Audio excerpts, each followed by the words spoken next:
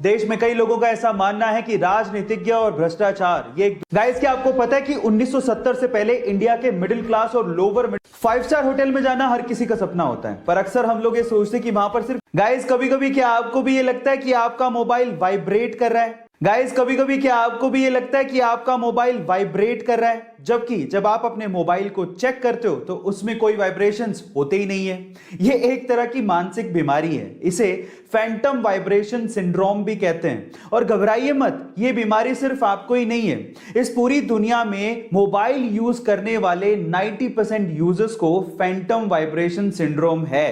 क्या आपको भी फैंटम वाइब्रेशन सिंड्रोम है? चैट सेक्शन में जरूर लिखिए। 5 स्टार होटल में जाना हर किसी का सपना होता है, पर अक्सर हम लोग ये सोचते हैं कि वहां पर सिर्फ पैसे वाले लोग ही जा सकते हैं। लेकिन अगर आपको कोई इमरजेंसी है, जैसे कि आपको टॉयलेट जाना है, वॉशरूम यूज करना है या फिर पानी पीना है, इन दैट केस आप इंडिया के किसी भी होटल में फ्री में जा सकते हैं और यह आपका कानूनी हक है। अब चाहे वो 5 स्टार होटल ही क्यों ना हो, उन्हें यह सुविधा प्रोवाइड करनी ही पड़ेगी। अब ऐसा क्यों?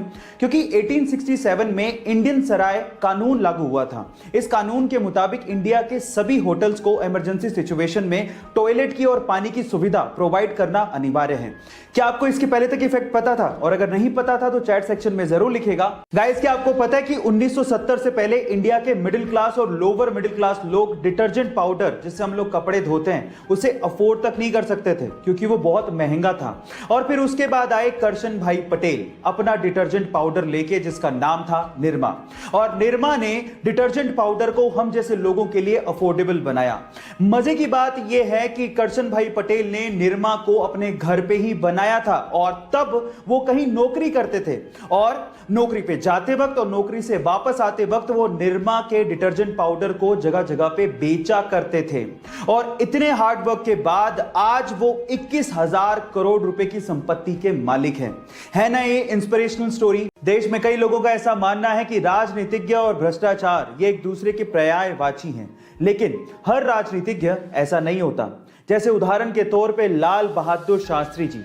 गाइस, लाल बहादुर शास्त्री जी ने प्रधानमंत्री पद की शपथ एक फटी हुई धोती में ली थी और बाद में ऐसा पता लगा कि लाल बहादुर शास्त्री जी के पास सिर्फ 2 ही धोती और सिर्फ 2 ही कुर्ते थे। प्रधानमंत्री बनने के बाद उनकी धर्म पत्नी ने उनसे कहा था कि अब आप नई धोती क्यों नहीं ले लेते? तो उसके बाद जो लाल बहादुर शास्त्री जी ने कहा वो आप लोगों को सुनना चाहिए। उन्होंने कहा कि देश के करोड़ों किसान ऐसी ही धोती पहनते हैं और मुझे नई धोती पहनने का कोई अधिकार नहीं है। गाइस, आपका लाल बहादुर शास्त्री जी के सरल जीवन के बारे में क्या कहना है? चैट सेक्शन में जरूर लिखेगा और ऐसे अमेजिंग वीडियो